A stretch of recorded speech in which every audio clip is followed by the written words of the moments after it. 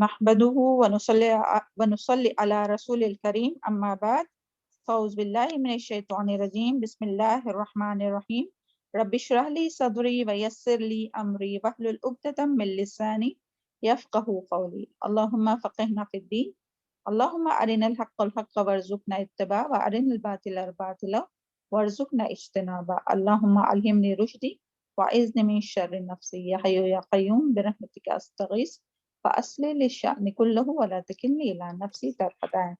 چلیں انشاءاللہ آج شروع کرتے ہیں ہم لوگ سورہ یونس آیت نمبر 23 to 29۔ پہلے تلاوت ہوں گی، اس کے بعد ورڈ ٹو ورڈ ٹرانسلیشن، اور پھر آگے دیکھیں گے انشاءاللہ۔ اللہ تعالیٰ ہم لوگوں کو سن کر اور کہنے اور سننے سے زیادہ عمل کرنے کی توفیق عطا فرمائے۔ أعوذ بالله من الشيطان الرجيم بسم الله الرحمن الرحيم فلما أنجاهم إذا هم يبغون في الأرض بغير الحق يا أيها الناس إنما بغيكم على أنفسكم متاع الحياة الدنيا ثم إلينا مرجعكم فننبئكم بما كنتم تعملون إنما مثل الحياة الدنيا كماء إن أنزلناه من السماء فاختلط به نبات الأرض مما يأكل الناس والأنعام حتى إذا أخذت الأرض زخرفها وزينت وظن أهلها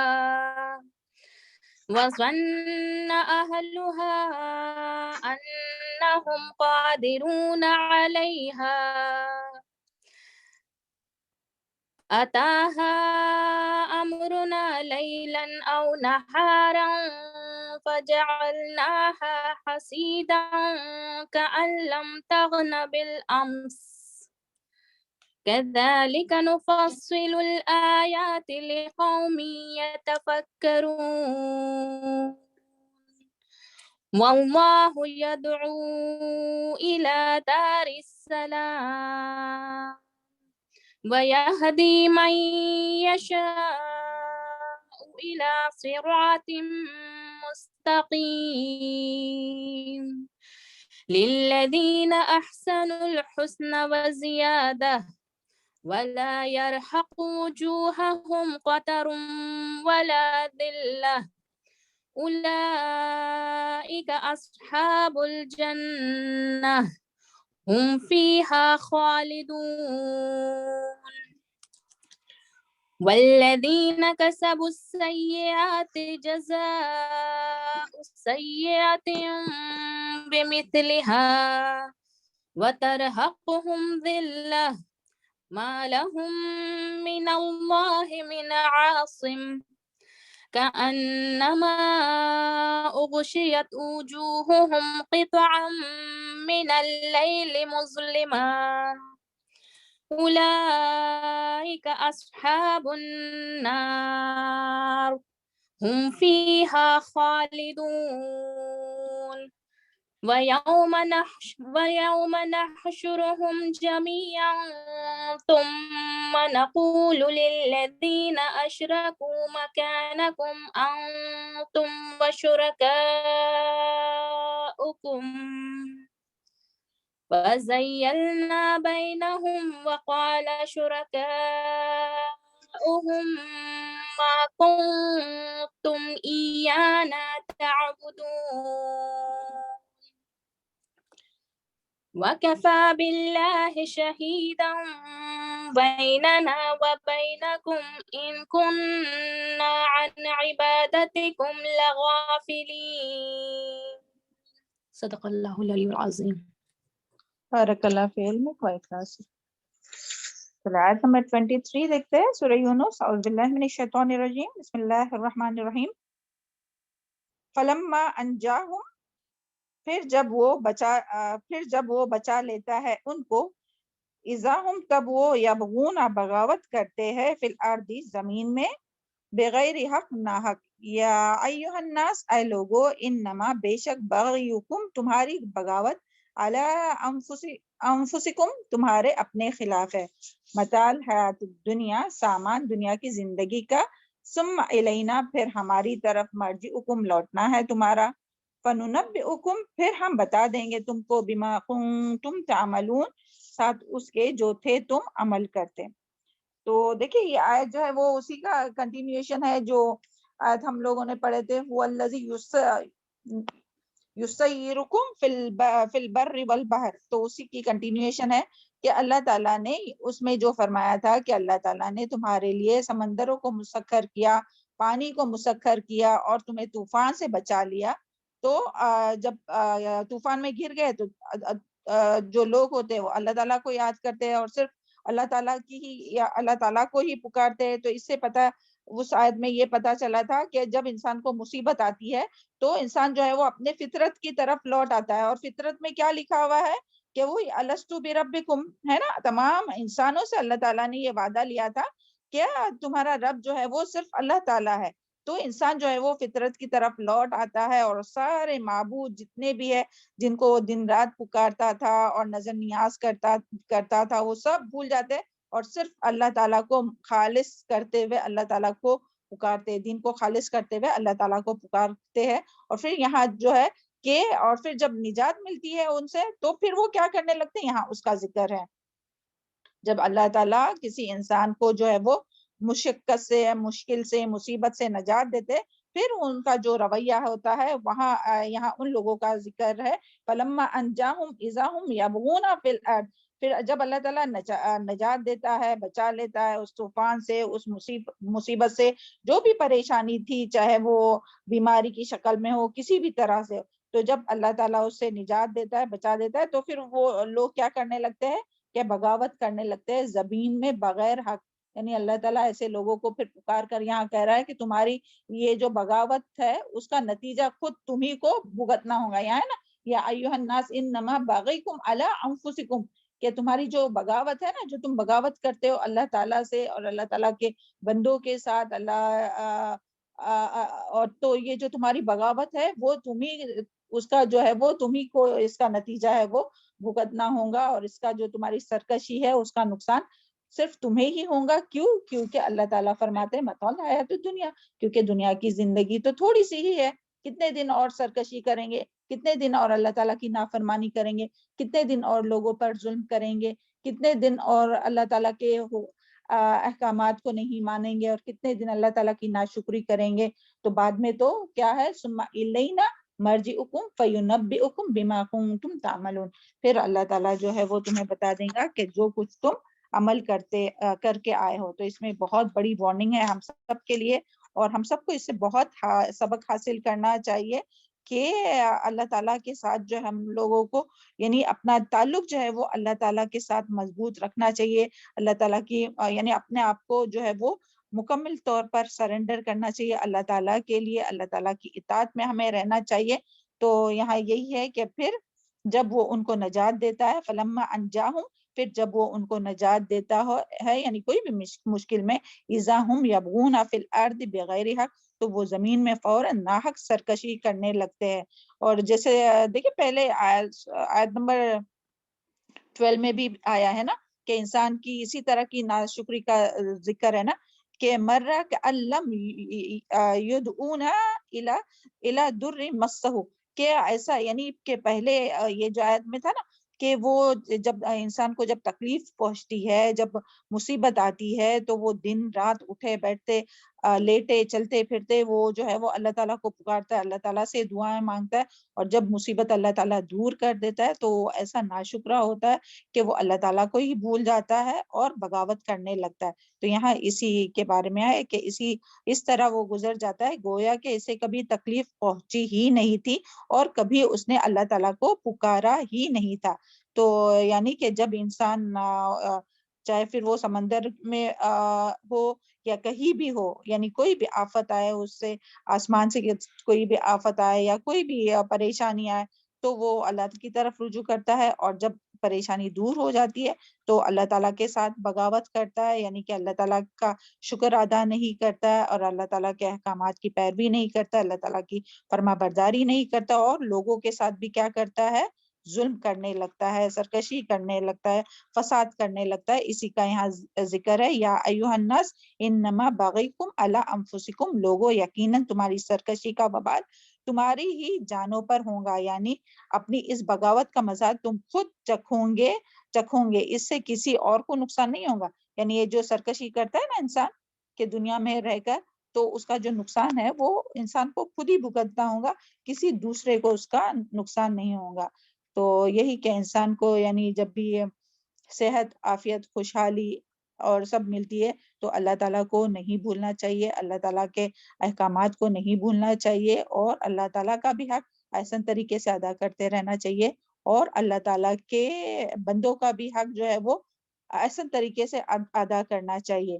اور کیونکہ قیامت آنے والی ہے تو اس دن جو ہے وہ سب کا فیصلہ چکا دیا جائے گا، تو وہ قیامت کے دن جو ہے وہ اقرار کر کے کچھ فائدہ نہیں ہوگا نا۔ اس کے لیے دنیا میں ہی رہ کر ہمیں، اگر ہم لوگوں سے کوئی یعنی گناہ خطا ہو گئے تو اللہ تعالیٰ سے معافی مانگنا چاہیے۔ تو یہاں جو ہم اگر دنیا میں ہم لوگ اللہ اپنی غلطیوں کو ایکسیپٹ کرتے ہیں، توبہ استغفار کرتے ہیں، تو اللہ تعالیٰ جو ہے وہ توبہ قبول کرنے والے ہیں۔ اور لیکن مرنے کے بعد اگر جس طرح سے سورہ ملک میں آتا ہے نا، فَاعْتَرَفُوا بِذَنبِهِمْ فَسُحْقًا لِّأَصْحَابِ الْجَحِيمِ، کہ وہ جو جہنم میں جائیں گے نا تو جہنم کے داروغہ ان سے پوچھیں گے کیا تمہارے پاس کوئی ڈرانے والا نہیں آیا تھا کہ جس نے تم کو خبردار کیا تھا؟ تو وہ کہیں گے کہ ہاں آیا تو تھا، مگر ہم نے ہی ان کو جھٹلایا تھا۔ اور پھر وہ یعنی مرنے کے بعد وہ اپنے گناہوں کا اعتراف کریں گے، تو وہاں تو اعتراف کرنا کوئی فائدہ نہیں ہوگا۔ تو اسی لیے ہمیں دنیا میں ہی اپنے آپ کو یعنی اپنا حساب جو ہے وہ ہمیں دنیا میں ہی کرنا چاہیے، اور دنیا میں ہی اللہ تعالیٰ سے توبہ استغفار کرنا چاہیے، اور لوگوں کہ اللہ تعالیٰ کا بھی حق ادا کرنا چاہیے اور لوگوں کا بھی حق ادا کرنا چاہیے، اور ناشکری سے بچنا چاہیے۔ اس کے بارے میں حدیث میں آتا ہے، اسی کے کانٹیکس میں یہ جو ہے نا یا ایھا الناس انما بغیکم علی انفسکم، اسی کے کانٹیکس میں حدیث آتی ہے کہ نبی صلی اللہ علیہ وسلم نے فرمایا ہے، ظلم و زیادتی اور قطع رحمی سے بڑھ کر کوئی گناہ ایسا نہیں، ظلم و زیادتی اور قطع رحمی سے بڑھ کر کوئی گناہ ایسا نہیں جس کا ارتکاب کرنے والے کو اللہ تعالیٰ دنیا میں جلد سزا دے اور اس کے ساتھ ساتھ آخرت میں بھی عذاب دے۔ تو ہمیں بہت زیادہ جو ہے وہ اس سے بچنے کی کوشش کرنا ہے، یعنی ظلم تو کسی پہ بھی نہیں کرنا چاہیے، اور قطع تعلقی بھی نہیں کرنا چاہیے اپنے رشتہ داروں کے۔ مگر آج کل ہم لوگ دیکھتے ہیں حالات جو چل رہے ہیں کہ ہر ایک جو ہے وہ رشتے کو توڑنے کے پیچھے، چاہے پھر وہ بھائی بہن کا رشتہ کیوں نہ ہو، چاہے پھر شوہر بیوی میں بھی یہ قطع تعلقی آج کل کتنی زیادہ ہو رہی ہے، اور پھر اسی طرح بھائی بہنوں میں، والدین اولاد میں، یعنی اولاد جو ہے وہ اپنے والدین کو نہیں پوچھتے، یا بعض دفعہ الٹا یعنی ایسا بھی ہوتا ہے، اور پھر اسی طرح ساس بہوؤں میں، تو اس طرح سے جو ہے وہ قطع تعلقی بہت زیادہ ہو رہی ہے۔ تو اس کے بارے میں کیا یہ حدیث میں وعید ہے کہ دنیا میں بھی اس کی جلد سزا ملتی ہے، اور ہم لوگ دیکھتے ہیں اپنے آس پاس نا کتنے لوگوں کو کیسی کیسی سزائیں ملتی ہے۔ تو اللہ تعالیٰ ہم سب کو اس سے محفوظ رکھے، اور اس کے بارے میں خود بھی ہم لوگوں کو محتاط رہنا چاہیے کہ رشتوں کو جوڑ کر رکھنا چاہیے، اور کسی پر ظلم نہیں کرنا چاہیے، اور کیونکہ ظالم جو ہے وہ قیامت کے دن بھی جو ہے وہ اندھیرے میں ہوگا، اور سب کے ساتھ جو ہے وہ یعنی رشتوں کو جوڑ کر رہنے کی کوشش کرنا چاہیے۔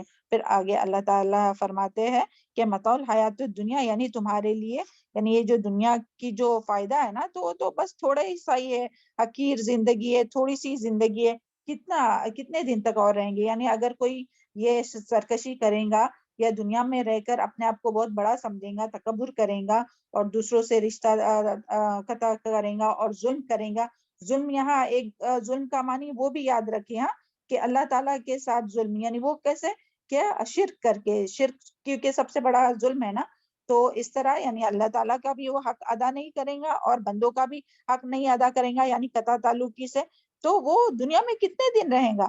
بعد میں تو اللہ تعالیٰ کی طرف جانا ہے نا، اور وہاں مرنے کے بعد تو پھر یعنی دنیا سے تو کوئی یعنی موت سے تو کوئی بچ ہی نہیں سکتا، اور قیامت کی سے کوئی یعنی اسے کوئی بھاگ ہی نہیں سکتا، اور اللہ سے بچ کر کوئی کہاں بھاگے گا اور کب تک بھاگے گا، بھاگ بھاگ کر جائیں گا کہاں؟ کیونکہ سب تو دنیا جو بھی زمین آسمان سب تو اللہ تعالیٰ کا ہے، اور واپس بھی آخر میں کس کے پاس جانا ہے؟ اللہ تعالیٰ کے پاس جانا ہے، تو اللہ سے کوئی بھاگ ہی نہیں سکتا اور کوئی بھاگ کر جا ہی نہیں سکتا، اسی لیے جو ہے وہ ہمیں دنیا میں رہ کر اپنے رب کو راضی کرنا، اپنے رب کو راضی کرنے کی کوشش کرنا چاہیے۔ اور ہم سب کو یہ جو ہے نا یہاں جو بات آئی ہے کہ قیامت کے بارے میں اور حساب کے بارے میں، تو اس کا بہت زیادہ ہمیشہ کانشیس ہو کے رہنا چاہیے کہ ایک دن جو ہے وہ حساب ہوگا، اور ہر ایک کو جو ہے وہ اپنا اپنا حساب دینا ہوگا۔ اس کے بارے میں آتا ہے نا کہ یعنی ہر آدمی کو الگ الگ تنہا حساب دینا ہوگا۔ وَكُلُّهُمْ آتِهِ يَوْمَ الْقِيَامَةِ فردا، یعنی سارے لوگ جو ہے وہ قیامت کے روز یعنی حساب کتاب کے دن کے بارے میں ہم لوگ تھوڑا سا دیکھتے ہیں کہ کس طرح سے حساب کتاب ہوگا، کہ ہر ایک کو جو ہے وہ تنہا تنہا آ کر اپنا حساب دینا ہوگا۔ کوئی یہ نہیں کہہ سکے گا نہیں ہمارے بچے تھے اس کے لیے ہم نے یہ کام نہیں کیے، یا ہمارے یہ تھا تو اس کی وجہ سے ہم یہ نہیں کر سکے، تو کوئی یہ کہہ کر بچ نہیں سکے گا، ہر ایک کو اپنا اپنا جو ہے وہ پرسنل جا کے حساب دینا ہوگا۔ تو ہمیں اپنی یعنی دوسروں کے ساتھ ساتھ اپنے حساب کا خیال رکھنا چاہیے کہ اللہ تعالیٰ ہم سے پوچھنے والے اس کے بارے میں نا۔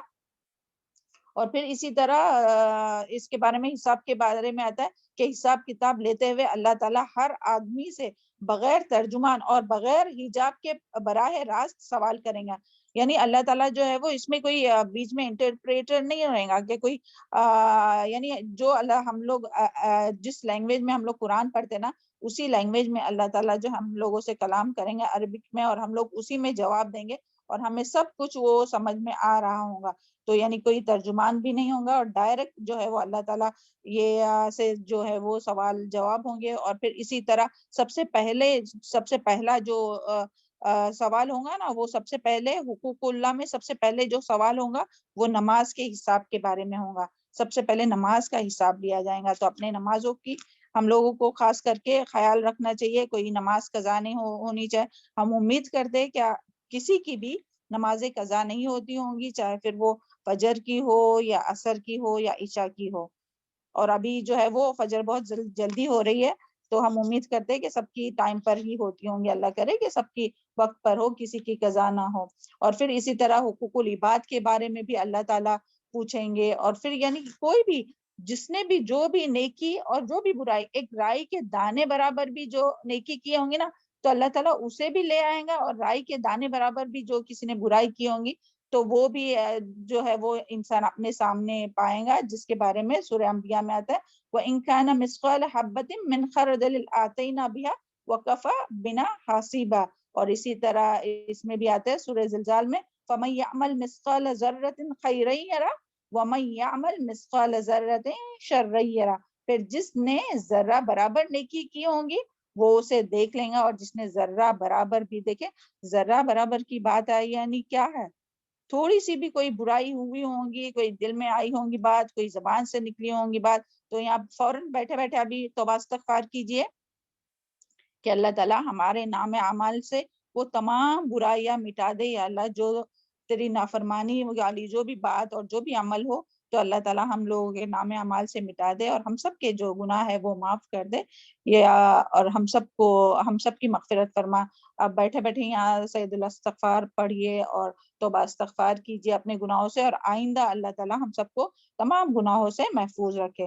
اور پھر اسی طرح یعنی جو ایسا نہیں کہ سب کے سامنے کیے ہوں گے تو وہی معلوم ہوگا، بلکہ بند کمروں میں بھی اگر کوئی یا کسی کے خلاف سازش کر رہا ہوگا، یا بند کمرے میں بھی بیٹھ کر کوئی ٹی وی دیکھ رہا ہوگا، گانے سن رہا ہوگا، تو دوسروں کو نہیں پتا چلے گا مگر اللہ تعالیٰ کو تو سب پتا چلتا ہے نا۔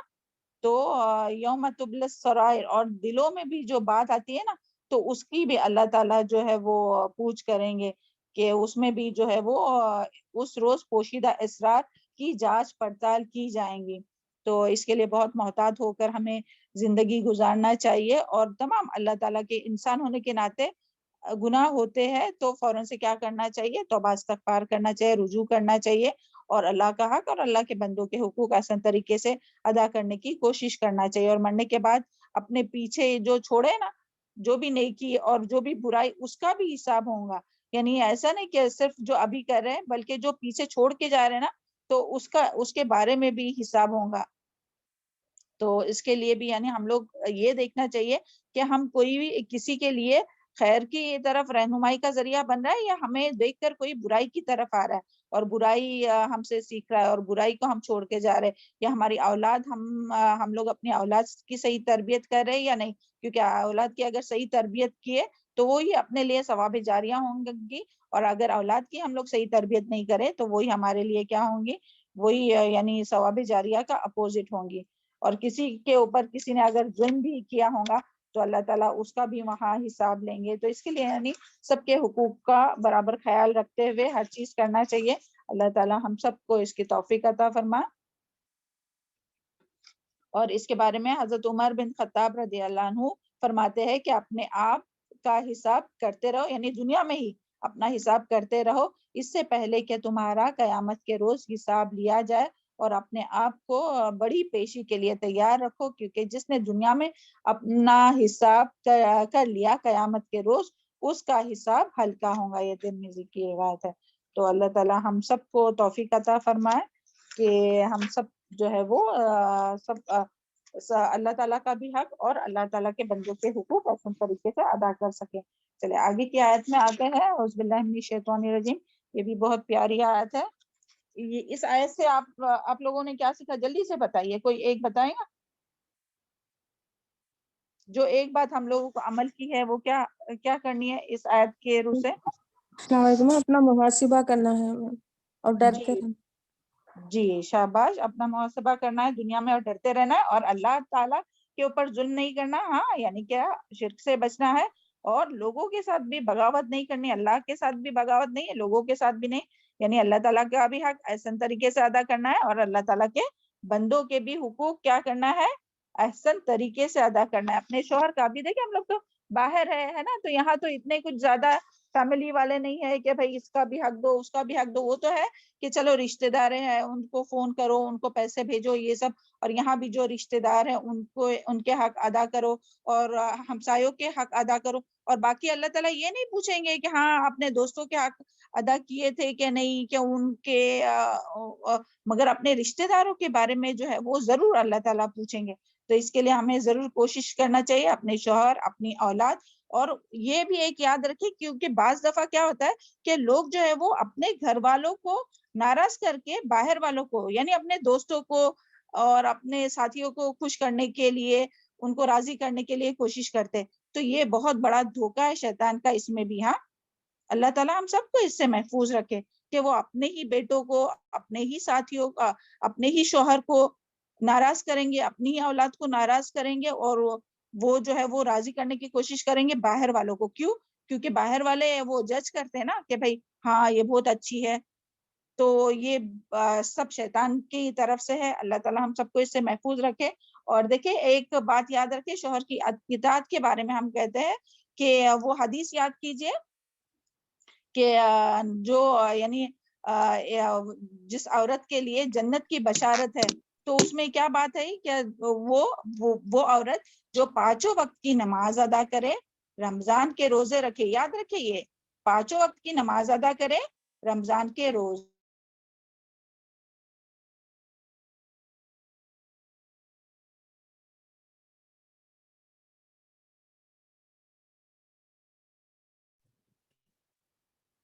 ہو داخل ہو جا. تو میم آپ کی آواز نہیں آئی تھی، بس 5 وقت کی نماز تک ہی آیا تھا.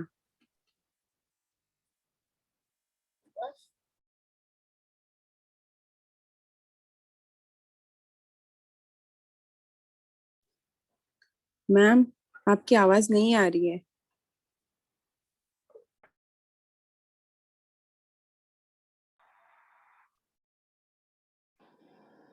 جی تو ہم یہ کہہ رہے تھے کیا ہمیں اپنے رشتہ داروں کے اللہ تعالیٰ کا حق ادا کرنا ہے، اور اپنے رشتہ داروں کا وہ حدیث جو سنے تھے اس میں کیا تھا, قطع رحمی نہیں کرنا, یعنی اپنے بچوں سے ہو, اپنے شوہر سے ہو, ان لوگوں کا حق جو ہے وہ احسن طریقے سے, اور اپنے تمام رشتہ داروں کا حق جو ہے وہ, اپنے والدین اور سب لوگوں کا جو حق ہے وہ احسن طریقے سے ادا کرنا ہے. اور اس میں یہ حدیث آتی ہے کہ جو جنت کے جو 8 دروازے جن کے لیے کھولے جاتے ہیں, وہ اس کے بارے میں حدیث ہے کہ نبی رسول اللہ صلی اللہ علیہ وسلم نے فرمایا کہ جو عورت 5 نمازیں ادا کرے, رمضان کے روزے رکھے, اپنے شرمگاہ کی حفاظت کرے اور اپنے شوہر کی اطاعت کرے, قیامت کے روز اس سے کہا جائے گا کہ جنت کے 8 دروازوں میں سے جس سے چاہو داخل ہو جائے, جس سے چاہو داخل ہو جاؤ. اسے ابن حبان نے روایت کیا ہے. تو سبحان اللہ, دیکھیں کتنے کم عمل ہے, تھوڑے سے عمل ہے, اور جنت کے 8 دروازے جو ہے وہ سب کو یاد رہیں گی یہ باتیں. ہاں, 5 وقت کی نماز, رمضان کے روزے, اپنے شرمگاہ کی حفاظت اور شوہر کی اطاعت. تو اللہ تعالی ہم سب کو جو ہے وہ یہ کرنے کی توفیق عطا فرمائے, اور ہم سب کو جو ہے وہ جنت کے بلند درجات نصیب فرمائے. چلے آگے دیکھتے ہیں انشاءاللہ. یہ بھی آیت بہت ہی یعنی بہت ہی پیاری آیت ہے. اعوذ باللہ من الشیطان الرجیم, آیت نمبر 24 سورہ یونس. انما مثل الحیات الدنیا, بے شک مثال دنیا کی زندگی کی, کماء انزلناہ, پانی کی طرح ہے, اتارا ہم نے اس کو, من السماء, آسمان سے, فاختلط, پھر خلط ملط ہو گئی, گھنی ہو گئی, بھی اس کے ذریعے, نباتو, نباتات, ارض, زمین کی, مما یاکلو, اس میں سے جو کھاتے ہیں, الناس, لوگ, والانعام, اور جانور, مویشی, حتی, یہاں تک کہ اذا جب اخذت الارض, لے لیا, پکڑ لیا زمین نے, زخرفہا, کمال حسن اپنا, وزینت, اور خوبصورت ہو گئی, وظن, اور سمجھ لیا, اہلہ, اس کے رہنے والوں نے, انہم, بے شک وہ, قادرون, قادر ہے, علیہا, اس پر, آتا, آ گیا اس پر, امرنا, حکم ہمارا, لیلن, رات کو, او نہارن, یا دن کو, فجعلناہا, تو کر دیا ہم نے اس کو, حصیدہ, کٹی ہوئی, کألم, گویا کہ نہیں, تو گنا, آباد ہوئی تھی, بالامس, کل, کذالکا, اسی طرح, نفصل الآیات, ہم کھول کر بیان کرتے ہیں آیات کو, لقوم یتفکرون, اس قوم کے لیے جو غور و فکر کرتی ہے.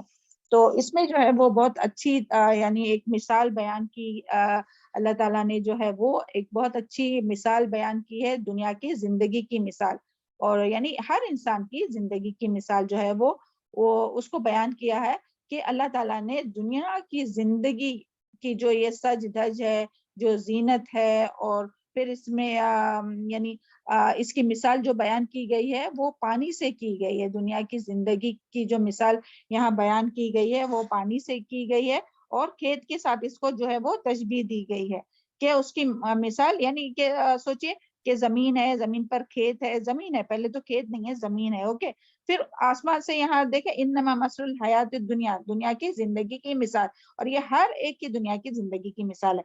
کماء انزلناہ, کہ مانند نازل کیا اللہ تعالیٰ نے آسمان سے پانی, آسمان سے پانی نازل کیا, یعنی کیا ہے یہ, بارش, بارش کی بات ہو رہی ہے.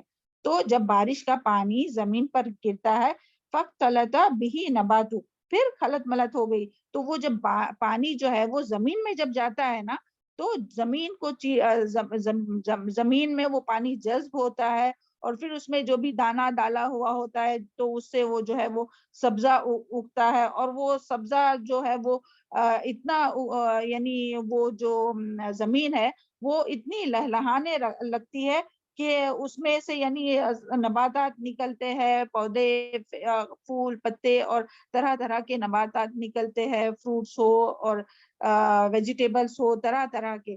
تو یہ پانی دیکھیں, آسمان سے پانی اترا, زمین میں گیا, زمین نے اس کو جذب کیا, اور پھر وہ جو پودوں کی شکل میں, نباتات کی شکل میں باہر نکلا, اور اس طرح سے جو ہے وہ اس میں سے انسان بھی کھاتا ہے اور مویشی بھی کھاتے, یعنی کہ گھاس پھوس جو رہتے ہیں وہ مویشی کے لیے بھی ہوتا ہے اور انسانوں کے لیے بھی.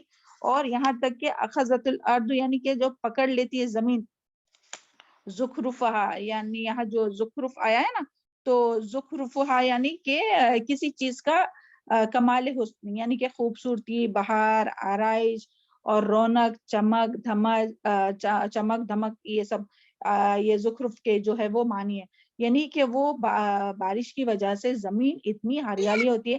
جب ہم لوگ دیکھیں بارش کے مہینوں میں جب ہم لوگ جاتے ہیں اپنے ملک میں، انڈیا ہو پاکستان ہو جہاں بھی جاتے ہو، تو کیا کیا دیکھتے ہیں ہم لوگ کہ کتنی گرینری رہتی ہے اور کتنا دیکھنے کے لیے وہ سما خوبصورت رہتا ہے. سبحان اللہ کہ چاروں طرف جو ہے وہ ہریالی اور ایک دم خوبصورت وہ پتے پھول اور خوشبو، وہ زمین کی خوشبو اور وہ پھولوں کی خوشبو اور وہ یعنی کھیتوں کی خوشبو ہر طرف سے جو رہتی ہے نا. تو یہ یعنی کہ پوری جو ہے وہ زمین وہ ایک دم حسن کو پہنچتی ہے، یعنی ایک دم خوبصورت نظر آتی ہے. اور وہ زنہ اور سمجھ لیتا اہلوا، یعنی اس کے رہنے والے، یعنی جس کی بھی وہ کھیت ہے، چاہے پھر وہ کسان ہو یا کوئی بھی ہو، جس کا بھی وہ باغ ہے، اپنے گھروں کے سامنے بھی باغ رہتے تو اس میں بھی جو ہم لوگ پودے وغیرہ اگاتے ہیں یا سمجھو کوئی بھی، تو وہ سمجھتا ہے کہ وہ اس پر ہمیشہ ہمیشہ کے لیے قادر ہے. یعنی وہ جو ہے اب جب چاہے اس کی کٹائی کرے اور جب چاہے اس کی جو پھول ہے، اس کے جو فروٹس ہے، اس کی جو فصلیں ہے، جو اناج ہے، اس کی جب چاہے وہ کٹائی کرے اور اس کے یعنی اس کے پکڑ میں ہے اور وہ اب اس کے ہاتھ میں ہے، وہ اس کے اوپر قادر ہے. اس کی پوری قوت ہے اس کھیت کے اوپر، اس گارڈن کے اوپر اور اس فصل کے اوپر، وہ سمجھتا ہے. تو یہاں یہی بات آئی ہے وزن اہلوہا، اس کے رہنے والے سمجھتا ہے کہ وہی اس پر قادر ہے. آتا امرها لیلا و نہارا، اور لیکن ہوتا کیا ہے کہ رات یا دن کسی بھی وقت جو ہے وہ اللہ تعالیٰ کا جو حکم آ جاتا ہے، یعنی حکم سے پھر کچھ بھی ہو سکتا ہے، اللہ تعالیٰ کا عذاب، آندھی یا کڑک یا سینڈ سٹارم یا جو بھی ہے، تو وہ جو ہے آتی ہے اور طوفان یا جو بھی ہے آتا ہے اور وہ ساری جو فصلیں ہیں وہ کٹ کے رہ جاتی ہے کہ ایسی کہ جیسے یہاں کچھ تھا ہی نہیں. یعنی ایک رات میں وہ ناگہانی کچھ ایسی آفت آ جاتی ہے اور سارا جو کھیت ہے وہ کٹ کر اور پورا برباد ہو جاتا ہے. اور ایسے ہم لوگ دیکھتے ہیں، دیکھیں لاسٹ ٹائم جو بارش ہوئی تھی تو اس میں سب لوگ نے اس کا مشاہدہ کیے تھے نا کہ اپنے جو نیٹو پلیس ہے تو اس میں دیکھے تھے نا کہ کس طرح سے کتنا نقصان ہوا. جو سالوں سے وہ جو کھیت اور جو گارڈن اور وہ جو باڑی وغیرہ درختوں کی، یعنی چاہے وہ کوکونٹ کے ہو یا مینگو کے ہو یا کوئی بھی ہو، تو کس طرح سے گرے پڑے ہوئے تھے. تو وہ امیجن کیجئے، وہ اپنے ذہن میں لائیے تو وہ کس طرح سے دیکھیں اتنے سالوں سے جو درخت تھے اور وہ سب تھے، تو وہ کس طرح سے وہ جو ایک لمحے میں جو ہے وہ سب کچھ جو ہے وہ کیا ہو جاتا ہے، اللہ تعالیٰ کا حکم آ جاتا ہے اور وہ ایسے کٹ جاتا ہے. یعنی یہاں جو ہے نا حسیدہ، تو یعنی ایسے کٹ جاتا ہے کہ وہ جیسے کبھی تھا ہی نہیں، ایسے کٹ جاتا ہے کہ وہ جیسے وہاں کبھی وہ تھا ہی نہیں، یعنی وہ جو کھیت تھا وہ اس میں کبھی تھا ہی نہیں، کہ اس طرح سے وہ ہو جاتا ہے. کَأَلَّمْ تُغْنِ بِالْأَمْسِ، یعنی وہ کبھی وہاں تھا ہی نہیں، یعنی کبھی اس میں وہ فصل اگی نہیں تھی، کبھی وہاں درخت تھے ہی نہیں. كَذَلِكَ نُفَصِّلُ الْآيَاتِ لِقَوْمٍ يَتَفَكَّرُونَ، تو اللہ تعالیٰ جو ہے وہ اس کے ذریعے اللہ تعالیٰ ہم لوگوں کو سمجھاتے ہیں کہ یہ دنیا کی بھی جو زندگی ہے نا، تو یہ ابھی پہلے تو یہ گارڈن سمجھ میں آیا ہے نا، کھیت سمجھ میں آ گیا نا، تو اسی طرح کی اپنی بھی زندگی ہے. ہم لوگوں کی جو زندگی ہے، دیکھیں بچپن ہوتا ہے، پھر جوانی ہوتی ہے، پھر خوبصورتی اور پھر مال و دولت انسان کماتا ہے، پھر اپنے گھروں میں وہ نظر آنے لگتا ہے مال و دولت، اور پھر اپنے کپڑوں میں نظر آنے لگتا ہے، اپنے کھانوں میں نظر آنے لگتی ہے، ہر چیز جو ہے وہ نظر آنے لگتی ہے. جو بھی اللہ تعالیٰ ہم لوگوں کو نعمتیں عطا کرتے ہیں، مال عطا کرتے ہیں، تو وہ جو ہے وہ اپنی زندگی میں نظر آنے لگتا ہے، ہر چیز ایک دم ٹاپ ٹپ رہتی ہے. اور پھر اچانک سے کچھ ہو جاتا ہے، جیسے کہ کسی کی جاب کا چلے جانا، جیسے کہ کسی کی یعنی اللہ محفوظ رکھے سب کو، اللہ تعالیٰ سب کو صحت عافیت اور تقوی والی لمبی اور نیک عمل والی لمبی زندگی عطا کرے. کوئی فوت ہو جاتا ہے، جو کمانے والا ہے وہ فوت ہو جاتا ہے، تو دیکھیں پورا گھر دیکھیں پورا رہ جاتا ہے نا، ساری جو کچھ بھی یعنی زندگی کی جو چمک دھمک جو تھی، رونق جو تھی، چہروں کی بھی رونق چلی جاتی ہے، گھروں کی بھی رونق چلی جاتی ہے. تو اس طرح سے اللہ تعالیٰ جو ہے وہ یہاں بیان کر رہے کہ اس دنیا کی زندگی کی مثال اسی طرح ہے. تو اس میں ہمارے لیے کیا سبق ہے؟ ہمیں اس چمک دمک میں، اس دنیا کی یہ ٹیمپرری زندگی ہے، اسی میں نہیں کھونا ہے، اس ٹیمپرری زندگی میں ہی نہیں کھونا ہے، بلکہ ہمیں اس دنیا میں رہ کے کیا کرنا ہے؟ آخرت کی تیاری کرنا ہے نا. کیونکہ دنیا میں کوئی بھی انسان اگر چلے کچھ نہیں بھی آتا ہے، سمجھو اگر کسی کے اوپر نہیں آتا ہے، کوئی آزمائش نہیں آتی ہے، یا کوئی بیماری نہیں آتی ہے، یا کوئی آسمانی اور زمینی عذاب بھی نہیں آتا ہے، سب سے محفوظ رہتا ہے، پھر بھی وقت کیا ہوتا ہے، جیسے جیسے وقت جاتا ہے بڑھاپا نہیں آتا ہے، تمام قوتیں کمزور ہو جاتی ہے، تمام خوبصورتی ختم ہو جاتی ہے، تمام جو صلاحیتیں سوچنے سمجھنے کی سب کچھ خلاص ہو جاتی ہے۔ تو اس سے پہلے کہ یہ سب ختم ہو جائے ہمیں کیا کرنا چاہیے، اپنے آخرت کی تیاری کرنا چاہیے، یہ دنیا میں مگن نہیں ہونا چاہیے، اور آخرت کے لیے اپنے یعنی اپنے آپ کو تھکانا چاہیے آخرت کے لیے، اور اپنی آخرت کو سنوارنے کے لیے، یعنی دنیا کی یہ جو ٹیمپرری جو زندگی ہے نا، اس میں ہم لوگوں کو اپنا یہ نہیں لگانا چاہیے۔ تو یہاں یہی ہے کہ دنیا کی زندگی کو یہاں کس سے تشبیہ دی گئی ہے، ایک کھیتی سے تشبیہ دی گئی ہے، یا کھیتی سمجھیے یا گارڈن سمجھ لیجیے، کیونکہ اس میں دنیا کی جو ہے وہ، کیونکہ یہ جو ہے نا دنیا جو ہے وہ عارضی ہے، یعنی ٹیمپرری ہے، ناپائیدار ہے، تو اس کو اس سے واضح کیا گیا ہے کہ جس طرح کھیتی بھی جو ہے وہ کچھ دنوں تک رہتی ہے، بہار رہتی ہے، پھر بہار ختم ہو جاتا ہے، پھر کون سا موسم آتا ہے، خزاں، تمام جو باغ رہتے کتنے ہم لوگ جو گھر میں بھی لگاتے وہ بھی دیکھیے نا، کتنا بھی آپ ان کو سنبھال کے رکھو، مگر جب وہ خزاں کا جب موسم آتا ہے تو اسپرنگ میں رہتا ہے خوبصورت، آٹم جب آتا ہے تو کیا ہوتا ہے، سب جو ہے وہ سوکھ جاتے ہیں، چاہے کتنا بھی آپ پانی ڈالو، کتنی بھی حفاظت سے رکھو۔ تو اسی طرح اپنی جو ہے وہ زندگی ہے، اسی طرح انسان بھی کچھ عرصے کے لیے دنیا میں نعمتوں سے فائدہ اٹھاتا ہے، اور پھر جو ہے وہ ہمیشہ کے لیے جو ہے وہ اس دنیا سے رخصت ہو جاتا ہے، جوانی ختم ہوتی ہے، خوبصورتی ختم ہوتی ہے، طاقت ختم ہوتی ہے، تمام یعنی جو توانی جو ہے وہ ختم ہوتی ہے۔ تو اس سے پہلے یہ ساری چیزیں ختم ہو، ہمیں اپنے آپ کو اللہ تعالیٰ کی رضا کے لیے استعمال کرنا ہے، اور دنیا میں اگر کوئی بھی کتنا بھی بہت عیش و عشرت سے رہا نا، تو اس کو جہنم میں اس کی، بلکہ ہم یہ حدیث ہی پڑھ کے سناتے ہیں کہ یہ جو ٹیمپرری جو دنیا کی جو زندگی کا جو زوال ہے نا، اس کے بارے میں یہ حدیث میں بہت اچھی طرح سے سمجھایا گیا ہے۔ حدیث میں آتا ہے کہ قیامت کے دن جہنمیوں میں سے دنیا کے سب سے زیادہ خوشحال شخص کو لایا جائے گا، اور اسے جہنم میں ایک غوطہ دیا جائے گا، پھر اس سے پوچھا جائے گا، اے ابن آدم، کیا تو نے کبھی کوئی چیز کوئی خیر اور بھلائی دیکھی؟ سمجھ میں آیا کس سے کہا جائے گا؟ کہ جو بہت زیادہ خوشحال تھا دنیا میں، اس کے پاس سب کچھ تھا، صحت تھی، اچھا گھر تھا، اچھی گاڑی تھی، سب کچھ تھا، یعنی اس کو کوئی پریشانی دنیا میں نہیں آئی تھی، تو اس کو جب جہنم میں ایک غوطہ، صرف ایک ڈپ دے کر نکالا جائے گا نا، اور پوچھا جائے گا کہ اے ابن آدم، کیا تو نے کبھی کوئی خیر اور بھلائی دیکھی؟ کیا کبھی کوئی نعمت تیرے پاس سے بھی گزری ہے؟ تو وہ جواب دیں گا، نہیں اللہ کی قسم اے میرے رب، اس کے بعد ایک اے میرے رب، یعنی وہ کیا کہیں گا کہ نہیں اے میرے رب، یعنی وہ سارا بھول جائیں گا، ایک جہنم کے وہ غوطے میں وہ اپنی زندگی بھر جو، یعنی سمجھو ہو سکتا ہے اس نے 50 سال 60 سال 70 سال وہ زندہ رہا ہوگا، عیش و عشرت کے ساتھ، کوئی اس کو تکلیف پریشانی نہیں آئی، اور وہ ہر چیز اس کی نعمت تھی اس کے پاس، لیکن وہ سب بھول جائیں گا وہ ایک ڈپ میں، ایک غوطے میں۔ اللہ تعالی ہم سب کو محفوظ رکھے۔ اللہم انی اعوذ بک من عذاب جہنم، اللہم انی اعوذ بک من عذاب جہنم، اللہم انی اعوذ بک من عذاب جہنم۔ اور اسی طرح ایک اس کے بعد ایک ایسے شخص کو لایا جائے گا جو اہل جنت میں سے ہوں گا، جس کی دنیا کی زندگی تنگ حالی میں گزری ہوں گی، اسے جنت میں ایک غوطہ دیا جائے گا، پھر اس سے پوچھا جائے گا، اے ابن آدم، کیا تو نے کوئی تکلیف دیکھی؟ وہ کہیں گا نہیں۔ دیکھیں سبحان اللہ، یعنی زندگی میں اسے اتنی تکلیفیں تھی، اتنی مشکلات تھی، لیکن اس کے باوجود وہ پورے اپنے غم بھول جائیں گا، وہ ایک اس کو جب غوطہ دیا جائے گا نا جنت میں، تو اس کو کچھ یاد نہیں رہے گا، اور یعنی وہ سب بھول جائیں گا، اور اس کو ایسا نہیں لگے گا کہ کبھی اس کے پاس کوئی غم بھی تھا وہ۔ سبحان اللہ۔ اللہم انی اسألک الجنت الفردوس، اللہم انی اسألک الجنت الفردوس، اللہم انی اسألک الجنت الفردوس۔ اور پھر یہاں جو آتا ہے فَأَصْبَحُوا فِي دَارِهِمْ جَاثِمِينَ،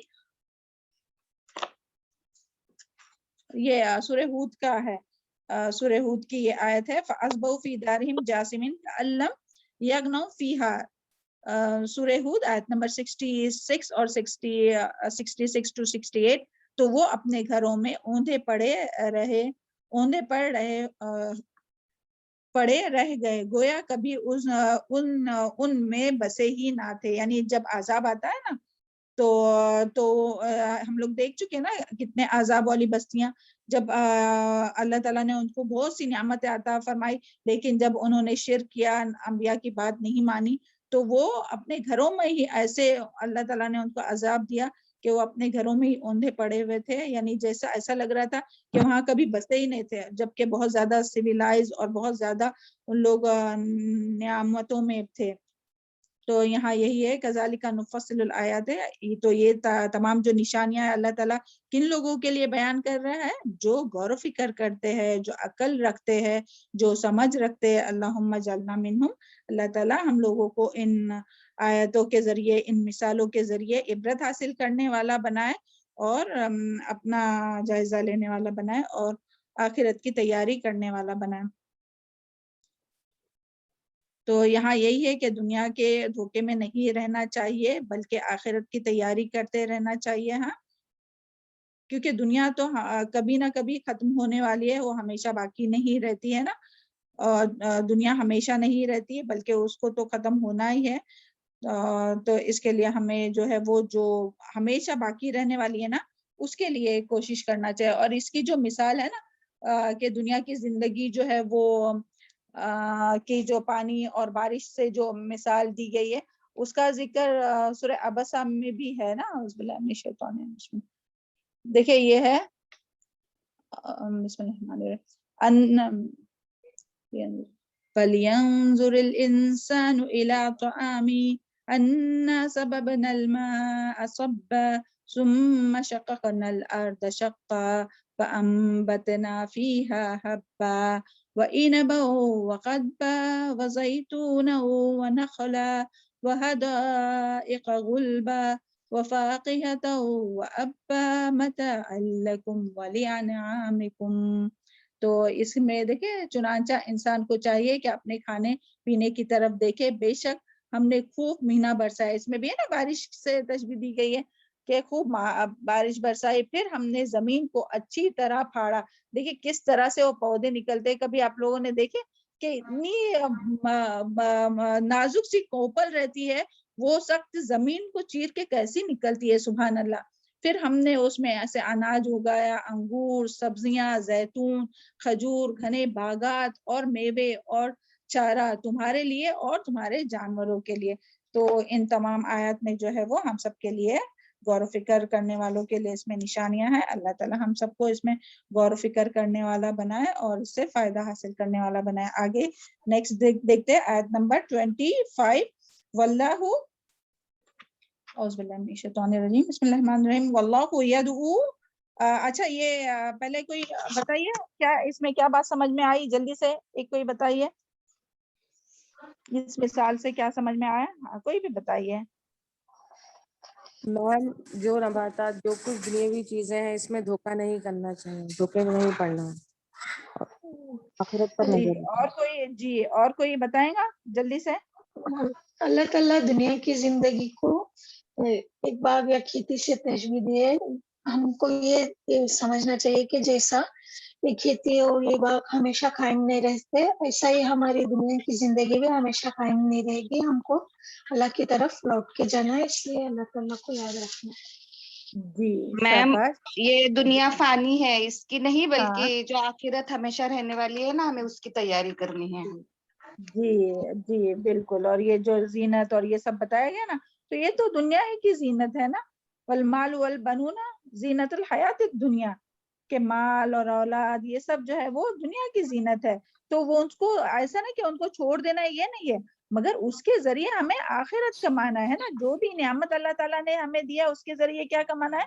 ہمیں آخرت کمانا ہے. مال بھی جو دیا ہے اس کو اللہ کی راہ میں استعمال کرنا ہے. اولاد بھی جو دی ہے تو ان کو ایسی تربیت کرنا ہے کہ جو ہمارے آخرت میں بھی کام آئے ہے نا، اور دنیا اپنے لیے ثواب جاریہ بنے.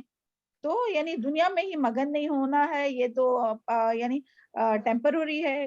کتنی بھی کسی کے پاس دنیا ہے تو وہ ختم ہو ہی جانے والی ہے اور پھر آخرت آنے والی ہے. تو اس کی تیاری کرنا چاہیے. چلے الحمدللہ آپ لوگوں کو سمجھ میں آ گیا. آیت نمبر 25 دیکھتے ہیں. واللہ یدعو الی دار السلام ویہدی من یشاء الی صراط مستقیم.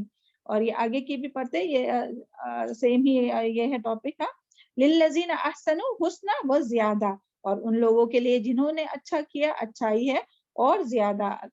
اللہ تعالیٰ ہم لوگوں کو بھی عطا فرمائے نا زیادہ. ولا يرهق وجوههم, اور نہ چھائیں گی ان کے چہروں پر قطر ولا ذلہ, سیاہی, اور نہ ذلت اور رسوائی. اولئک اصحاب الجنہ, یہی لوگ ہیں جنت والے. ہم فیہا خالدون, وہ اس میں ہمیشہ ہمیشہ رہیں گے. پھر ابھی یعنی دنیا کی بے ثباتی کے بارے میں بات ہوئی. اس کے بعد میں جو ہے وہ آیت نمبر 25 میں جو آ رہا ہے کہ وہ غیر فانی نعمتوں کے بعد پھر اللہ تعالیٰ جو ہے وہ ہمیشہ جو یعنی جو فنا نہیں ہونے والی ہے نا, ان نعمتوں کا یہاں ذکر کر رہے. اور وہ کیا ہے؟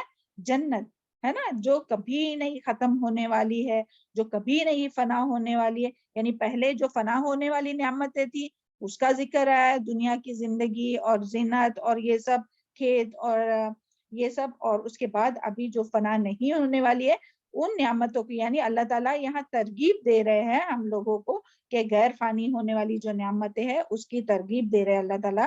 کہ اللہ تعالیٰ فرما رہے واللہ یدعو الی دار السلام, یعنی اللہ تعالیٰ سلامتی کے گھر کی طرف بلاتا ہے. جب اللہ تعالیٰ نے دنیا کو جلد فنا اور ٹیمپرری جو ہے تو وہ بتایا, اس کا ذکر کیا, تو اب جنت کی ترغیب اللہ تعالیٰ دے رہے کہ اس کی طرف آؤ, جنت کی طرف اللہ تعالیٰ دعوت دے رہے. کیونکہ یہ جو ہے وہ دار السلام ہے, یعنی اور اس کا نام کیا ہے؟ دار السلام, یعنی کہ یہ جو ہے وہ سلامتی کا گھر ہے, اس میں امن ہی امن ہے, سلامتی ہی سلامتی ہے. اور یہ گھر ایسا ہے کہ جو آفتوں سے سلامتی, یعنی کیوں یہاں کہا گیا ہے جنت کو دار السلام کیوں کہا گیا؟ کیونکہ یہ جو ہے ایسا گھر ہے جو آفتوں سے مصیبتوں سے, پیچھے ہم لوگوں نے دیکھے نا کچھ بھی ہو سکتا تھا نا, آفت بھی آ سکتی تھی, مصیبت بھی, نقصان بھی ہو سکتا تھا. لیکن یہ جو سلامتی جنت جو ہے وہ سلامتی کا گھر کیوں کہا گیا ہے؟ کیونکہ وہاں نہ کوئی آفت ہوں گی, نہ کوئی مصیبت ہوں گی, نہ کوئی نقصان ہوگا, بلکہ وہاں ہمیشہ کیا رہیں گی؟ سلامتی ہی سلامتی رہیں گی. اور انسان جو رہے گا وہ یعنی ہمیشہ اچھی حالت میں ہی رہے گا. یعنی اس کی نہ کبھی نعمتیں کم ہوں گی, نہ اس کی جوانی کبھی ختم ہوں گی, نہ اس کا جو یعنی جو خوشیاں ہیں وہ کبھی ختم نہیں ہوں گی. تو اس کے لیے اللہ تعالیٰ کیا فرما رہے ہیں کہ سلامتی کے گھر کی طرف آؤ. اور اس کے ریفرنس میں بلکہ ایک حدیث بھی آئی ہے,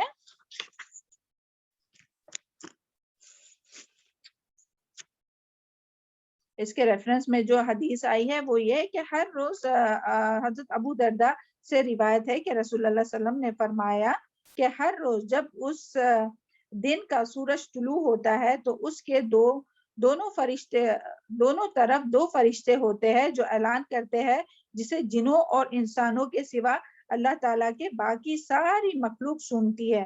اور وہ یہ اعلان کرتے ہیں اے لوگو اپنے رب کی طرف آؤ, بے شک جو مال کم ہو اور کفایت کرے وہ اس سے بہتر ہے جو زیادہ ہو مگر غافل کر دے. یعنی وہ جو دو فرشتے ہیں وہ کیا اعلان کرتے ہیں کہ اللہ کی طرف آؤ, یعنی رب کی طرف وہ بلاتے ہیں, اور کیا کہتے ہیں کہ بے شک جو مال کم اور کفایت کرتا ہے, یعنی کم ہے مگر کفایت کر رہا ہے, تو وہ بہتر ہے اس مال سے جو زیادہ ہے لیکن انسان کو آخرت سے غافل کر رہا ہے, اللہ تعالیٰ کی یاد سے غافل کر رہا ہے, تو اس سے بہتر ہے. تو اللہ تعالیٰ نے قرآن کے اور فرمایا کہ اللہ تعالیٰ نے قرآن مجید کی آیت واللہ یدعو الی دار السلام ویہدی من یشاء الی صراط مستقیم, اور وہ اسی طرف یعنی اسی طرف یہ اشارہ ہے کہ اللہ تعالیٰ جو ہے وہ سلامتی کی طرف بلاتا ہے. اور اس کے بارے میں یہ جو حدیث ہے نا, اس کے بارے میں وہ بھی حدیث آپ لوگ یاد کیجئے کہ ہر روز جب دو فرشتے نازل ہوتے ہیں اور وہ دعا کرتے ہیں کہ جو دیتا ہے تو ان کے لیے دعا کرتے ہیں نا کہ اللہم آتی منفقہ خلفا, کہ اللہ تعالیٰ جو خرچ کرتا ہے تو ان کے جو مال میں ہے وہ برکت ڈال دے, اور جو روکتا ہے تو ان کے مال کو جو ہے وہ سلب کر دے. تو اس طرح سے جو ہے وہ یعنی اللہ تعالیٰ جو ہے دار السلام یعنی ہمیشہ کے گھر کو کیا کہا گیا, دار السلام کہا گیا ہے کیونکہ وہ جو ہے وہ تمام آفتوں سے، آسمانی آفتوں سے اور ہر چیز سے، یعنی عارضی کوئی بھی زمینی آفتوں سے محفوظ ہے، اور کوئی بھی چیز وہاں نہیں چنیں گی، اور وہاں کبھی انسان کو موت بھی نہیں آئیں گی. تو اس کے لیے اس کو سلامتی کا گھر کہا گیا. اور یہ سلامتی کے گھر کا راستہ کون سا ہے؟ تو سلامتی کے گھر میں پہنچنے کے لیے کون سا راستہ ہے کہ صراط مستقیم سے گزرنا ہوگا. یعنی دارالسلام کا راستہ صراط مستقیم ہے. جس کو اس گھر تک پہنچنا ہے تو اللہ تعالیٰ کے بتائے ہوئے راستے، یعنی یہ جو صراط مستقیم ہے نا، سیدھا راستہ، یہ ہم لوگ سورہ فاتحہ میں پڑھ چکے نا، صراط مستقیم، کہ وہ راستہ کہ جس پر چل کے ہم لوگ اپنے رب کو راضی کر سکے، دین میں یعنی دنیا میں زندگی گزارنے کا راستہ. تو اس راستے پر چل کر ہم اللہ تعالیٰ کو راضی کریں اور اپنی منزل یعنی اللہ تعالیٰ کی رضا تک پہنچ سکے. تو یعنی ہم لوگ اپنی زندگی جو ہے وہ اللہ تعالیٰ کی مرضی کے مطابق ہم گزاریں گے، تو اس کے بعد جو ہے وہ اس منزل تک پہنچیں گے جہاں ہمیں اپنی مرضی کرنے کی اللہ تعالیٰ اجازت دیں گے، یعنی کہ جنت میں. تو اللہ تعالیٰ ہم سب کو سلامتی کا گھر نصیب فرمائے، اور اللہ تعالیٰ ہم سب کو دنیا میں بھی توفیق عطا فرمائے کہ ہم لوگوں کے لیے خیر اور سلامتی کا باعث بنے ہیں نا، کہ نہ کہ شر پھیلانے والے اور مکر اور فریب دینے والے اور ایک دوسرے کو دھوکہ دینے والے نہ ہو. بلکہ اس کے بارے میں ہم لوگ جانتے ہیں نا وہ حدیث کہ مومن وہ ہے جس کے ہاتھ اور زبان سے دوسرا مومن جو ہے وہ محفوظ ہو، تو وہی مومن ہے نا. تو اپنے ہاتھ اور زبان سے دوسروں کو تکلیف نہیں دینا چاہیے، تو ہم دنیا میں بھی سلامتی رہے اور آخرت میں بھی اللہ تعالیٰ ہم سب کو سلامتی کا گھر نصیب فرمائے. آگے دیکھتے ہیں نیکسٹ. اور وہاں کیا ہوگا؟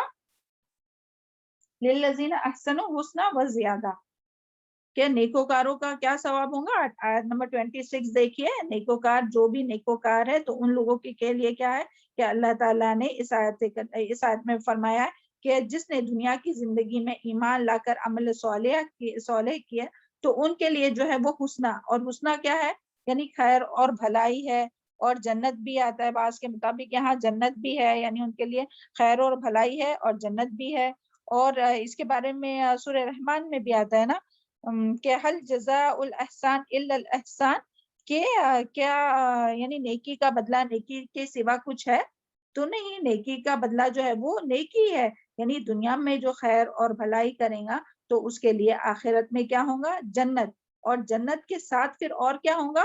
وہ زیادہ، یعنی جو بھی نیکی کرے گا، جو بھی احسان کرے گا تو اس کے لیے آخرت میں یعنی دنیا میں بھی خیر اور بھلائی ہے، اور آخرت میں یہاں جو ہے نا وہ زیادہ. تو زیادہ سے کیا مراد ہے کہ زیادہ سے یہاں مراد ہے عمل صالح جو ہے وہ، یعنی اس کے مختلف معنی کیے گئے ہیں. کسی نے اس سے لیا ہے کہ اعمال صالح کا ثواب جو ہے وہ 10 گنا سے لے کر 700 گنا تک دیا جائے گا. یعنی ایسا نہیں کہ کوئی ایک نیکی کرے گا تو صرف ایک ہی ثواب ملے گا، بلکہ اس سے زیادہ بھی. جیسے دیکھیں ہم لوگ سورہ اس کا ذکر ایکچولی آگے بھی ہے، سورہ آیت نمبر 27 میں بھی ہے، اس میں بھی وہ حدیث آئی ہے نا کہ سورہ الانعام میں جو آتا ہے کہ ومن جاء، کہ جو نیکی لے کر آئے گا تو اس کا جو اجر ہے وہ اللہ تعالیٰ جو ہے وہ اس کو بڑھا دیں گا. اور اس کے ریفرنس میں ہم لوگ نے حدیث بھی پڑھے تھے کہ اللہ تعالیٰ جو ہے وہ فرشتوں سے فرماتا ہے کہ میرا بندہ اگر کوئی برائی کا ارادہ کرے تب تو اس کے لیے ایک عمل لکھ دو، یعنی ایک نیکی لکھ دو، اور اگر وہ ارادہ کریں گے تو کیا ہے نہیں تو اسے کچھ نہیں لکھو. اور جب وہ اگر وہ برائی کرے تو اس کو ایک ہی برائی لکھو، یہ اس کا مفہوم ہے. اور اگر میرا بندہ کوئی نیکی کا ارادہ کرے، وہ دیکھیں آج وہ صبح اپنے اسٹیٹس پہ بھی میم ڈالے تھے اسکرین پہ ہے جی، میم اسکرین پہ ہے. ہاں یہ حدیث دیکھیں کہ حدیث ہے کہ اے فرشتوں جب میرا بندہ کسی برائی کا ارادہ کرے تو جب تک وہ اس پر عمل نہ کرے تو اسے مت لکھو، اور اگر وہ اس کے مطابق عمل کرے تو پھر اس کے برابر گناہ یعنی ایک ہی گناہ لکھو. اور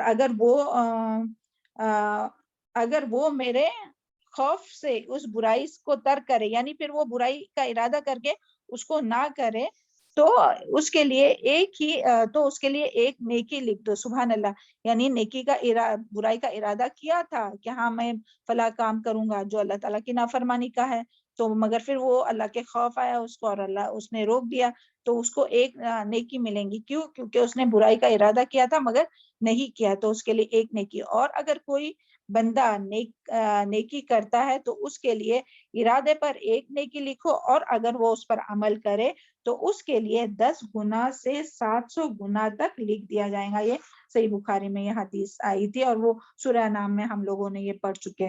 تو سبحان اللہ. تو یہاں جو زیادہ ہے تو وہ کہتے ہیں کہ بعض کہتے ہیں کہ یہی جو ہے وہ 1 سے 700 گنا تک جو ثواب ملتا ہے نا وہ. اور پھر بعض کہتے ہیں کہ اس میں جو ہے وہ اللہ تعالیٰ اعمال صالح بجا لانے والے کو جنت میں محلات اور حوروں اور اپنی خوشنودی سے سرفراز فرمائیں گے. یعنی اس کے لیے زیادہ کیا ہوگا اس میں کہ اس کے لیے جنت کے محل ہوں گے اور حوریں ہوں گی اور سب تمام نعمتیں ہوں گی، اور ساتھ میں کیا ہوگا؟ اللہ تعالیٰ کی خوشنودی، اللہ تعالیٰ کی رضامندی ہوں گی، ہے نا. اور آنکھوں کی ٹھنڈک بخشنے والی نعمتیں ہوں گی. تو یہ سب چیزیں ہوں گی. اور جنت کے تمام نعمتوں میں سب سے افضل اور اعلیٰ، یہ جو ہے وہ فورتھ یہ پوائنٹ ہے، یعنی یہ 4 جو باتیں ہیں نا وہ زیادہ میں آتی ہے کہ جنت کے تمام نعمتوں سے سب سے افضل اور اعلیٰ نعمت دیدار الہی ہے، کہ وہ اگر کسی کو نصیب ہوگا تو یہ جو ہے وہ یہاں اس سے اور اکثر جو ہے وہ راجح قول جو ہے یا مفسرین کی رائے ہے کہ یہ جو ہے نا دیدار الہی وہی جو ہے وہ زیادہ ہے، یعنی للذین احسنوا حسنی و زیادہ. تو یہ زیادہ جو ہے وہ اللہ تعالیٰ کا دیدار ہے. اللہ تعالیٰ سے ہم سب دعا کرتے ہیں کہ اللہ تعالیٰ ہم سب کو اپنا دیدار نصیب فرمائے. تو اس کے بارے میں پھر اس کے ریفرنس میں حدیث بھی دی گئی ہے کہ جب اہل جنت جنت میں اور اہل دوزخ دوزخ میں داخل ہو جائیں گے تو ایک اعلان کرنے والا یہ اعلان کرے گا کہ اے جنت والے، اللہ تعالیٰ نے تم سے ایک وعدہ کیا تھا، اب وہ اس وعدے کو پورا فرمانا چاہتا ہے. جنتی عرض کریں گے کون سا وعدہ؟ کیا اس نے ہماری نیک اعمال کے وزنوں کو بھاری نہیں کیا؟ کیا اس نے ہمارے چہرے کو روشن نہیں کیا؟ کیا اس نے ہمیں جنت میں داخل نہیں کیا؟ کیا جہنم سے نہیں بچا لیا؟ آپ نے فرمایا کہ اہل جنت اس طرح تعجب کا اظہار کر ہی رہے ہوں گے کہ پردہ ہٹا دیا جائے گا. سبحان اللہ. اور وہ دیدار الہی کی سعادت سے فیض یاب ہوں گے. آپ صلی اللہ علیہ وسلم نے فرمایا اللہ کی قسم، اللہ تعالیٰ نے انہیں جنت میں کوئی بڑی سے بڑی نعمت بھی اسے عطا نہیں فرمائی ہوں گی جو انہیں دیدار الہی سے زیادہ پسند ہو اور ان کے آنکھوں کی ٹھنڈک بخشنے والی ہو. سبحان اللہ. جلدی سے دعا کیجئے اللہ تعالیٰ ہم سب کو اللہ تعالیٰ اپنا دیدار نصیب فرمائے. اور یہ جو ہے وہ سب سے بڑی جو ہے وہ یعنی جو زیادہ ہے نا وہ جو ہے وہ یہ ہے کہ جنت میں اللہ تعالیٰ کا دیدار.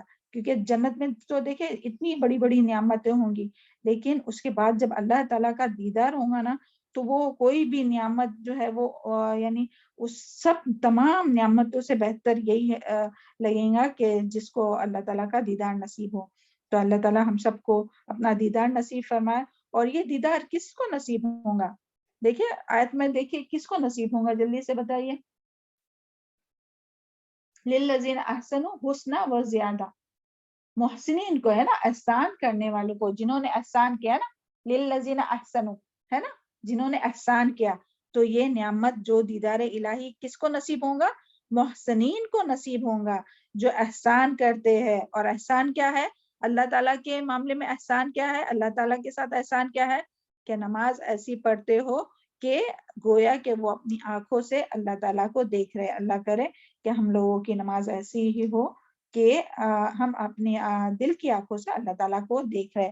اور لوگوں کے ساتھ احسان کیا ہے کہ لوگوں کو ان کے حق سے زیادہ دینا، جو اپنے ساتھ برا کرتا ہے ان کے ساتھ بھی احسان کرنا، لوگوں کے غلط رویے اور ان کے یعنی ان کے جو بھی تکلیف ان سے پہنچتی ہے ان کو معاف کرنا، درگزر کرنا اس کا، اور جو برائی کرتے ہیں اپنے ساتھ اس کا بھی جواب جو ہے وہ اچھائی سے دینا.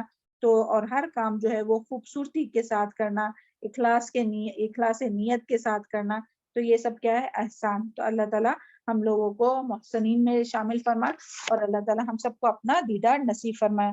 اور اس کے بارے میں آتا ہے نا کہ جو جنت میں اللہ تعالیٰ کا دیدار جن کو نصیب ہوگا نا تو ان لوگوں کے چہرے یعنی جو اللہ تعالیٰ کا دیدار کرتے وقت اہل جنت کے جو چہرے ہیں نا وہ خوشی سے دمک رہے ہوں گے. سبحان اللہ. خالی امیجن کیجئے, اللہ کرے کہ ہم لوگوں کو نصیب ہو اور اپنے اہل و عیال کو بھی, اپنے شوہر اور اپنی اولاد اور اپنی قیامت تک آنے والی تمام ذریت کو اور اپنے والدین اور بھائی بہنوں کو بھی, ہے نا, اللہ تعالیٰ اپنا دیدار نصیب فرمائے. تو اس کا اللہ تعالیٰ نے کس طرح فرمایا ہے, سورہ قیامہ میں آیت آتی ہے وجوہ یومئذ ناظرہ الی ربہا ناظرہ, کہ اس روز کچھ چہرے تر و تازہ ہوں گے, اپنے رب کی طرف دیکھ رہے ہوں گے. اللہم اجعلنا منہم. اور جنتی پتہ ہے کہ کس طرح سے جنت میں اللہ تعالیٰ کا دیدار کریں گے, کہ جیسے کہ کوئی 14ویں کے چاند کو دیکھتا ہے نا, 14ویں کے چاند کو دیکھتے ہیں آپ لوگ, بتائیے جلدی سے. جی میم. فل مون جب رہتا ہے دیکھتے ہیں نا کتنا خوبصورت نظر آتا ہے.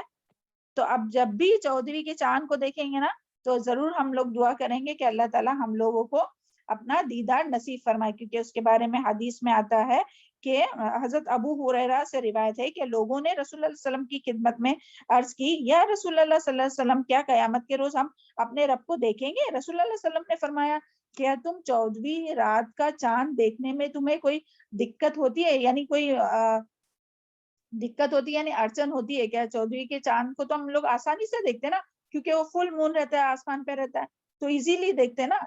تمام دنیا والے بھی دیکھیں گے تب بھی ایسا نہیں ہوگا کہ ارے ہم کو نہیں دکھ رہا ہے, ہم کو نہیں دکھ رہا ہے, اس کو ہی دکھ رہا ہے, ایسا نہیں ہوگا نا. سب لوگ ایک ساتھ دیکھ سکتے ہیں نا 14ویں کا چاند. تو یہی یہاں کہا جا رہا ہے کہ 14ویں رات کا چاند دیکھنے میں تمہیں کوئی دقت ہوتی ہے؟ لوگوں نے عرض کیا نہیں یا رسول اللہ صلی اللہ علیہ وسلم. آپ صلی اللہ علیہ وسلم نے پھر ارشاد فرمایا جب بادل نہ ہو تو کیا سورج کو دیکھنے میں تمہیں کوئی دقت پیش آتی ہے؟ سورج کو بھی آسانی سے, یعنی اگر اس میں تپش کم ہو تو, ہے نا, ورنہ تو اس میں کتنی تپش ہے, مگر پھر بھی جب وہ سن سیٹ ہوتے رہتا ہے یا تو ہم لوگ کتنے آسانی سے دیکھتے ہیں نا. جب بادل نہ ہو تو کیا سورج کو دیکھنے میں تمہیں کوئی دقت آتی ہے؟ لوگوں نے عرض کیا نہیں. آپ صلی اللہ علیہ وسلم نے ارشاد فرمایا پھر اسی طرح بغیر کسی دقت اور مشقت کے تم قیامت کے روز اپنے رب کا دیدار کرو گے. سبحان اللہ. اللہ تعالیٰ ہم سب کو اللہ تعالیٰ کا دیدار نصیب فرما. اور پھر جو ہے وہ اس کے بارے میں ہے کہ دنیا میں اللہ تعالیٰ کا دیدار جو ہے وہ ممکن نہیں, یعنی دنیا میں کوئی بھی جو ہے وہ اللہ تعالیٰ کا دیدار نہیں کر سکتا ہے. اور نبی صلی اللہ علیہ وسلم بھی جب معراج کرائی گئی نا تو اس میں بھی نبی صلی اللہ علیہ وسلم کو اللہ تعالیٰ یعنی اللہ تعالیٰ نبی صلی اللہ علیہ وسلم نے جو ہے وہ اللہ تعالیٰ کے نور کو دیکھے, مگر اللہ تعالیٰ کیونکہ اللہ تعالیٰ تو نور ہے نا, اللہ تعالیٰ کا دیدار نہیں ہوا, بلکہ وہ دیدار کے لیے کیا, جب مرنے کے بعد ہم لوگوں کے آنکھوں میں وہ روشنی آئیں گی کہ اللہ تعالیٰ کا دیدار ہم لوگ کر سکے. دنیا میں ہم لوگ اپنی آنکھوں سے اللہ تعالیٰ کو نہیں دیکھ سکتے, اور نبی صلی اللہ علیہ وسلم نے بھی اللہ تعالیٰ کو نہیں دیکھا. اور اللہ تعالیٰ سے قیامت کے روز دیدار حاصل کرنے کے لیے ہم لوگ کو دعائیں مانگنی چاہیے. اللہ تعالیٰ ہم سب کو اپنا دیدار نصیب فرمائے. چلے آگے دیکھتے ہیں.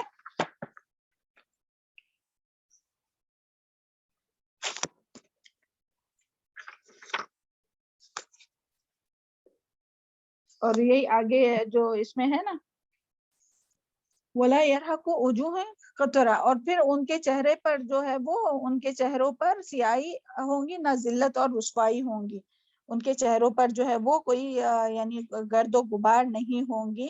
یعنی جو لوگ احسان کرتے ہیں ان کے چہروں پر نہ کوئی سیاہی ہوں گی, نہ انہیں کوئی رسوائی ہوں گی. یعنی باطنی پریشانی اور ظاہری پریشانی سے جو ہے وہ ان کو نہیں ہوں گی, یعنی وہ امن میں ہوں گے. اس کے لیے ان کے چہرے جو ہے وہ یہ جو قطرہ ہے نا تو یہ یعنی ظاہری کالک ہے. تو یعنی جو کہ دیکھیں جب گاڑی جب چلتی ہے, کوئی کار چلتی ہے, تو اس میں جب کوئی گاڑی میں دھواں نکلتا ہے تو وہ جو دھواں رہتا ہے نا تو اس کے پاس ہی اگر کھڑے رہیں گے تو وہ منہ پہ آ جاتا ہے, تو اس سے کالک ہوتی ہے. تو وہ یہاں مراد ہے, یعنی جو کالا کرتی ہے چہروں کو وہ. تو جو جنت میں جو جائیں گے, جو محسنین ہوں گے, تو ان کے چہرے پر کالک نہیں ہوں گے اور نہ ان کو ذلت ہوں گی, یعنی اندرونی کالک بھی نہیں ہوں گے. یعنی ان کے دل بھی جو ہے وہ صاف ہوں گے, شفاف ہوں گے. ان کے دل میں بھی کوئی رنج و غم اور کوئی یہ اور